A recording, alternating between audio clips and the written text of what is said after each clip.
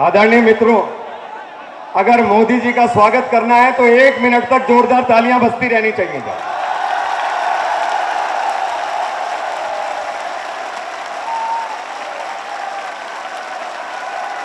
दिल्ली में इतनी बड़ी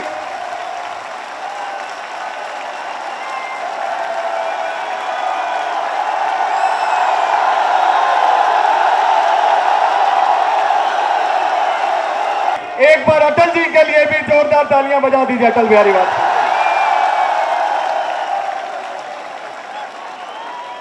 मेरे भारतीय जनता पार्टी के अध्यक्ष बनने के बाद आज लाखों लोग इस जापानी पार्क में मोदी जी को सुनने के लिए आए हैं और मैं भी आप लोगों का हाथ जोड़ के बहुत बहुत अभिनंदन करना चाहता हूं दिल्ली की जनता का। मोदी जी ने अपने लिए कभी कुछ नहीं चाहा, बहुत संकटों से वो रास्ते तय कर आए हैं, डर उनमें है नहीं। इसलिए किसी ने कहा है सीढ़ियां उनके लिए बनी है, सीढ़ियां उनके लिए बनी है जिन्हें छत पर जाना होता है, आसमां पर हो निगाहें जिनकी, उन्हें अपना रास्ता खुद चुनना होता है, खुद चुनना होता है।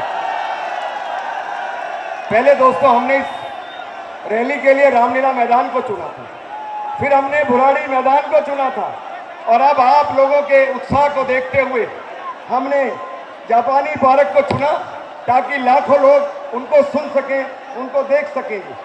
मुझे अटल जी के प्रधानमंत्री होने पर उनके साथ काम करने का मौका मिला है और मैं समझता हूं देश के अगले प्रधानमंत्री नरेंद्र मोदी के साथ भी मुझे काम करने का मौका मिलता रहेगा, ऐसा मैं समझता हूं। नरेंद्र मोदी जी एक आशा बनकर उभरे, दिल में आग लगाकर कैसे काम किया जाता है यह उनसे सीखना चाहिए जी। रोई नहीं है, इस कोने कोने से उठे जन सलाम में दिल्ली की कांग्रेस सरकार और नई दिल्ली की यूपीए सरकार उड़ जाएगी, ये समझ लीजिए बात को।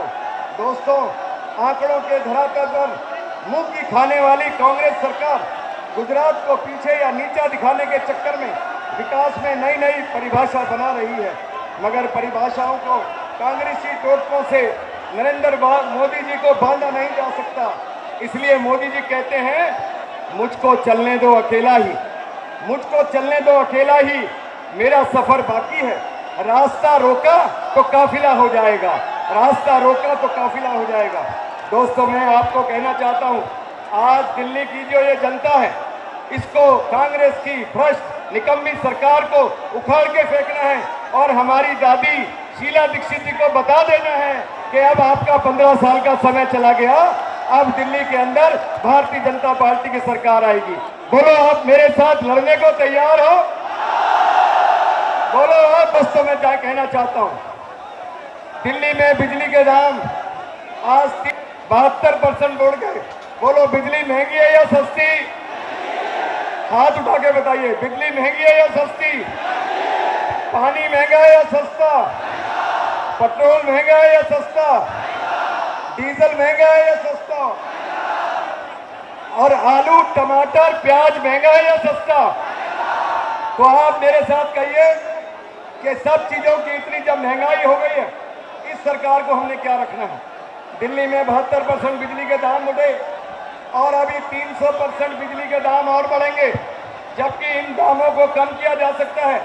और हमने कहा है जैसे मोबाइल कंपनियों में कंपटीशन हुआ, 16 रुपए के मोबाइल का रेट 30 पैसे आ गया, ऐसे ही जिस दिन भारतीय जनता पार्टी, मेरी बात को ध्यान से सुनिए, जिस दिन भारतीय जनता पार्टी सत्ता के अंदर आएगी उस दिन बिजली के दाम 20% कम करके दिखाएगी, मैं कहना चाहता हूं।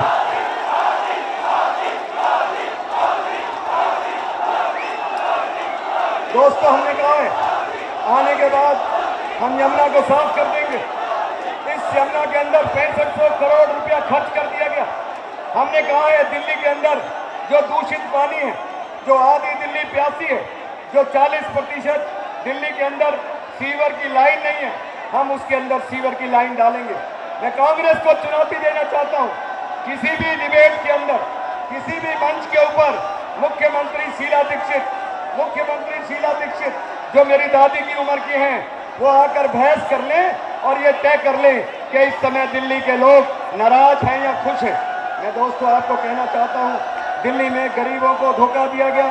राजीव रतन आवास योजना के अंदर कहा हम 3 लाख लोगों को मकान देंगे, किंतु एक भी आदमी को मकान नहीं दिया गया, एक भी आदमी को मकान नहीं दिया गया।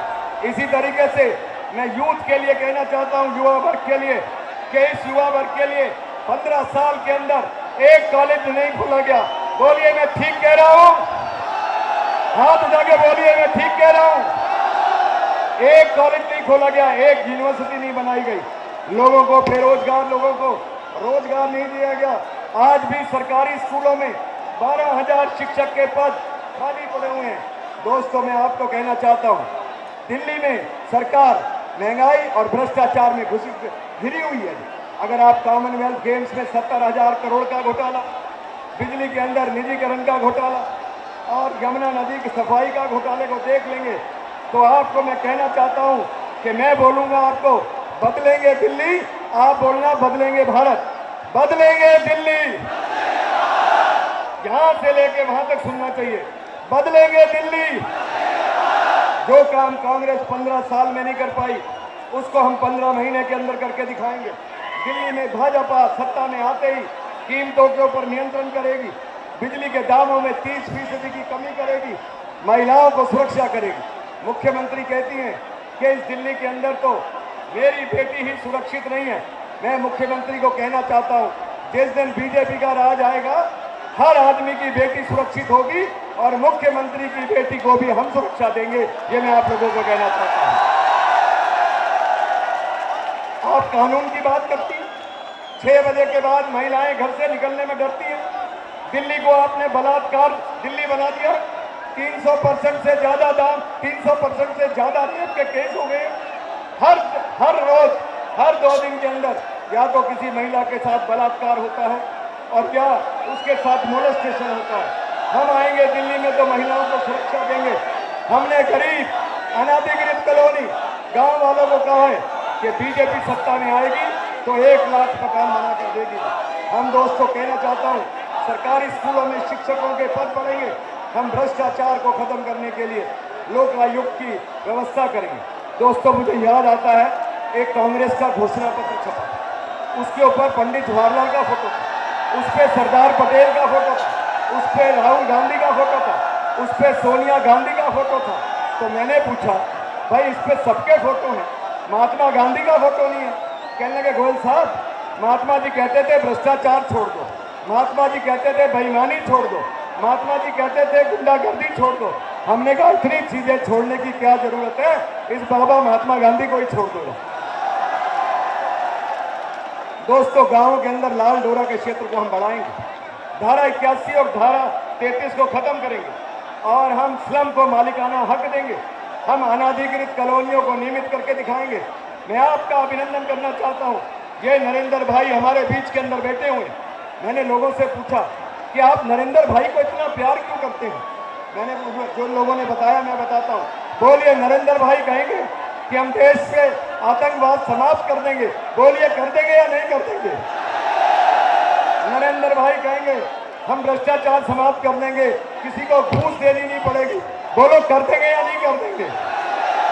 नरेंद्र भाई कहेंगे कि मैं इस देश को एकता के अंदर पिरो दूंगा, बोलिए पिरो देंगे या नहीं पिरो देंगे। इसलिए दोस्तों मैं आपको कहना चाहता हूं, एक बार आप लोग दोनों हाथ खड़ा करके बता दीजिए, हम बोलिए हमारे साथ लड़ने को तैयार हो, लड़ने को तैयार हो। मैं सूरज होने का दावा नहीं करता, मैं सूरज होने का दावा नहीं करता और मिटाने का अंधकार पृथ्वी से, किंतु मैं एक दिया जरूर हूं। कम से युद्ध करना एकमात्र मेरा लक्ष्य है। हवाएं दुखों की और अंदर तकलीफों की मेरी लौ को डिगा तो सकती हैं लेकिन बुझा नहीं सकती, मेरी लौ को डिगा तो सकती हैं लेकिन बुझा नहीं सकती। मैं दिल्ली की जनता से बहुत प्यार करता हूं, आपके 24 घंटे के सुख दर्द का मैं साथी हूं और मैं आपको बताना चाहता हूं, जिस तरह का विकास गुजरात के अंदर नरेंद्र भाई ने किया, जिस तरह का विकास मध्य प्रदेश के अंदर शिवराज सिंह ने किया है, जिस तरह का विकास छत्तीसगढ़ के अंदर रमन सिंह ने किया है, वैसा ही विकास विजय गोयल भारतीय जनता पार्टी का प्रदेश अध्यक्ष होने के नाते कहना चाहता है। दिल्ली में भी हम वैसा ही विकास करके दिखाएंगे जैसा गुजरात के अंदर है। बोलिए भारत माता की, भारत माता की। बहुत बहुत धन्यवाद।